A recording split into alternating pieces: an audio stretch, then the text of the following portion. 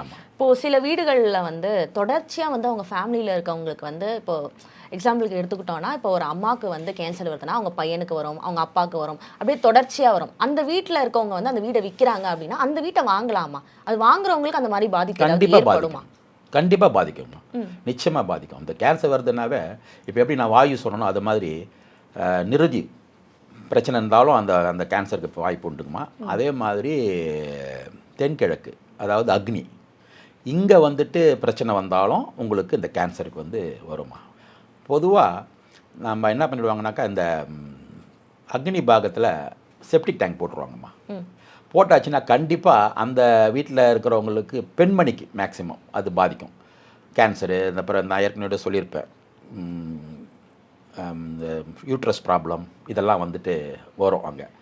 அதே வந்து தென்மேற்கில் வரும்போது என்னென்னா ஆண்களுக்கு இந்த புற்றுநோய் வர்றது, பள்ளமோ ஒரு கிணறோ இல்லை வந்து இந்த மாதிரி செப்டிக் டேங்கோ இப்படி போட்டிருந்தாங்களா நிச்சயமாக அதோட காரணம் தான் இந்த கேன்சர் வர்றதெல்லாம் நம்ம பார்த்துருக்கோம் அதை மாதிரி.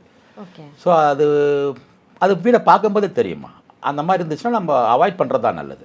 மேக்ஸிமம் இப்போ நீங்கள் கேட்ட கேள்விக்கு பார்த்தீங்கன்னாம்மா தெற்க பார்த்த வீட்டுக்கு தான் இந்த குறை ஜாஸ்தியாக வருது. எங்களோட எக்ஸ்பீரியன்ஸில் தெற்க பார்த்துலாம் யாருக்கெல்லாம் வீடு இருக்கோ அதனால தான் தெற்கு வீடு நம்ம பயப்படுறதுக்கு காரணமே மக்கள் அவங்க தெற்கு ஏதோ பண்ணுது. தெற்கு ஒன்றும் பண்ணாது. தெற்குக்கு வந்து நல்ல இடம் வாங்கி பெருசாக வாங்கி கட்டும்போது கரெக்டாக பண்ணாங்கலாம் ஒன்றும் பிரச்சனை வராது.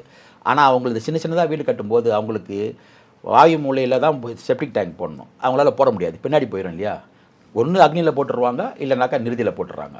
அந்த வீடெல்லாம் பார்த்தீங்கன்னா உங்களுக்கு இந்த கேன்சர் வர்றது, அதுக்கப்புறமா கடன் தொல்லை வர்றது, அந்த ஆணுக்கு பிரச்சனை வர்றது, அந்த குடும்ப தலைவனுக்கு பிரச்சனை வர்றது, வருமானம் கம்மியாக வருது, இந்த மாதிரி நிறைய பிரச்சனை கொடுக்குறது அதில் இந்த கேன்சரும் சேர்ந்து தான் வருதுமா எல்லாமே. இது வந்து இந்த தென்மேற்கும் தென்கிழக்கும் பாதிப்புன்றதில் வந்து இதான் இந்த மாதிரி பள்ளம், செப்டிக் டேங்கு, டாய்லெட்டு இதெல்லாம் வர்றதுக்கு தான் காரணம்.